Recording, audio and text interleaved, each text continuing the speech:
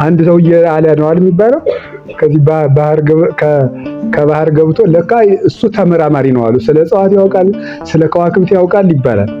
እና ጀልባ የሚነዳውን ሰውዬ ስለ እነዚህ ከዋክብት ታውቃለህ አለው። አይ እኔ አላውቅም ጌታዬ፣ የህይወትህ 25% ባዶ ነው ማለት ነው አለው ይባላል። እሺ ጌታዬ፣ ስለ እነዚህ እጽዋት ታውቃለህ እንዴ? አይ እኔ አላውቅም፣ የህይወትህ 50% የለም ማለት ነው። 25 ቀረው ማለት ነው። አላ ጀልባይቱ ተሰበረችና መስጠም ጀመሩ። አላ መስጠም ሲጀምሩ ሰውዬው ዋና አያውቁም። ጌታዬ ዋና ያውቃሉ? አላውቅም፣ 100% ህይወት ጠፍቷል ማለት ነው አላቸው ይባላል። እና እጅግ በጣም አስቸጋሪ ሰው በሙያዬ ልደሰትበት ልኩራበት ቢል ሁሉን ሙያ ማካተት ይቻላል?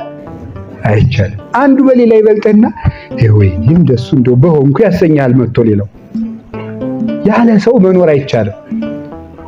አንተ በሁሉ ነገር አለ ስትል አንዷ ነገር የግድ ታስፈልግሃለች። የግዱን ማለት ገበሬ ሀብቱ ተርፎ እኔ የባለጸጎች የነቀኛዝማች ዘር ሲል የግዱን አህያ ታስፈልገዋለች።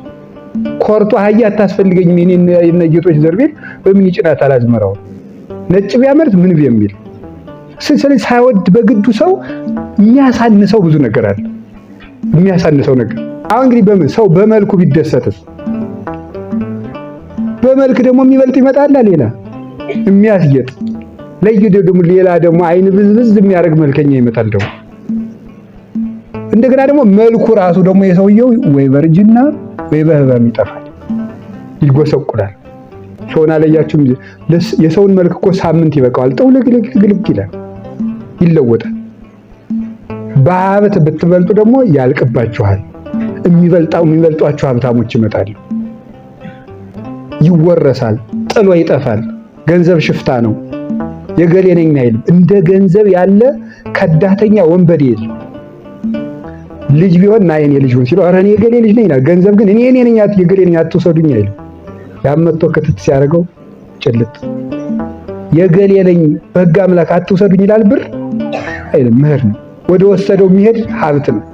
እንደ ሀብት ያለ ከዳተኛ ወዳጅ የለም። ሲከዳም አይታወቅም። ኃጢአትና ገንዘብ ዕውቀት ሲጠራቀም አይታወቅም፣ ሲሄድም አይታወቅም። ዝም ብሎ ተከማችቶ ነው የሚገኘው።